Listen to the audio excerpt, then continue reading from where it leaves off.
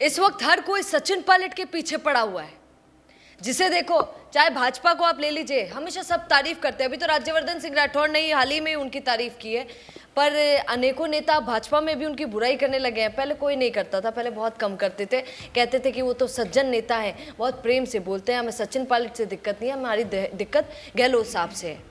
ऐसा कई नेता भाजपा का बोला करते थे, पर अभी बिल्कुल पलट गए हैं सब। आपने देखा राधा मोहन अग्रवाल पर कैसी कैसी बातें की जा रही हैं। यहाँ पर उनकी जीभ में देख रही थी, एक व्यक्ति कांग्रेस के कोई होंगे तो कांग्रेस के सारे लोग उनका इस तरीके से विरोध कर रहे हैं कि उनकी जीभ से वाइपर करते हुए नजर आ रहे हैं कि अरे आपने क्या बोल दिया सचिन पायलट के लिए, ये बहुत गड़बड़ हो गई है। यहाँ पर सचिन पायलट को बहरूपिया बोला गया था, आपको याद है कि अरे किसको जिता दिया तुमने, वो तो है भी नहीं यहाँ का। अब एक नई बात सचिन पायलट के लिए शुरू कर दी गई है कि सचिन पायलट राजस्थान के हैं ही नहीं, वो तो उत्तर प्रदेश से आए हुए हैं और उनको हम जिताए जा रहे हैं। वो क्या देंगे, वो क्या कर सकते हैं, और वो मुख्यमंत्री बनना चाहते हैं। ऐसा मैं नहीं कह रही हूँ, ऐसा भाजपा के अभी उन्होंने नया चालू कर दिया। अब आप देखिए ना, वार कैसे कैसे भाजपा के लोग अलग से बात करना शुरू कर दिया, आज तक नहीं की, पर अब अचानक सब खड़े हो गए और अचानक बातें करने लगे।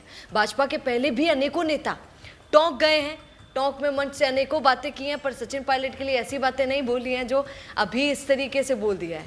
बहरूपिया बोल दिया, बाहर का व्यक्ति बोल दिया। और यहाँ पर पूर्व मुख्यमंत्री अशोक गहलोत जो रुक ही नहीं रहे हैं, उनको पता नहीं क्या हो गया है, बार बार पुरानी बातें करनी ही है, बार बार मानेसर कांड लोगों को याद दिलाना ही है। और ये भी कहा कि वो पहले की बातें थी।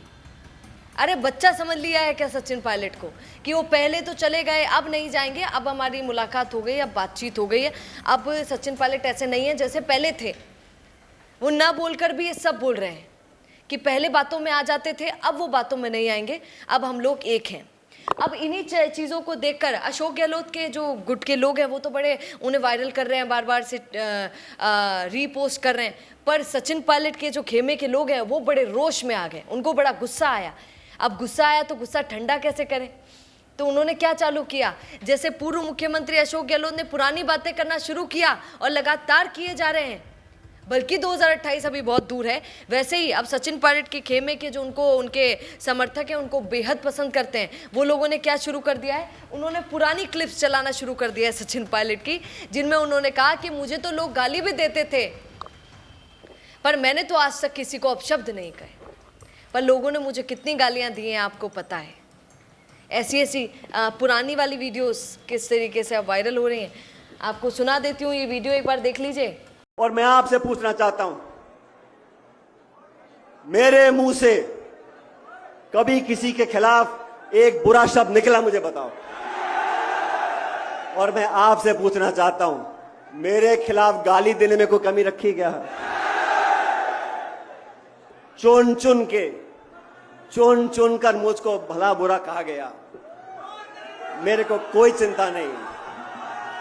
आप मुझको गाली दो, अपमानित करो, आरोप लगाओ, मुझको हमारे साथियों को इससे भी निचले स्तर के आरोप लगाओ, हमें कोई चिंता नहीं।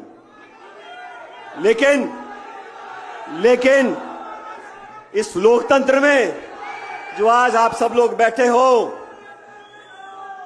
आप ही गणेश हो, आप ही जनार्दन हो, और आपके आशीर्वाद से यहां पर लोग आगे बढ़ते हैं, पीछे आते हैं। किसी को गलतफहमी नहीं होनी चाहिए। क्या इस पर कहेंगे?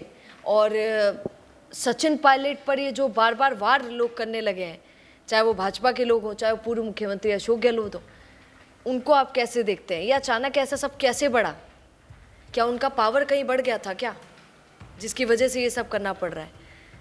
बल्कि चुनाव बहुत लेट है, उसके बावजूद अभी से लोग शुरू हो रहे हैं। क्या इसके पीछे कारण हो सकता है? क्योंकि सचिन पायलट से जब पूछा गया तो वो हंसने लगे, उन्होंने कहा मैं तो अग्रवाल जी से कभी मिला भी नहीं हूँ, जैसे मिलूंगा तो उनसे पूछूंगा जरूर।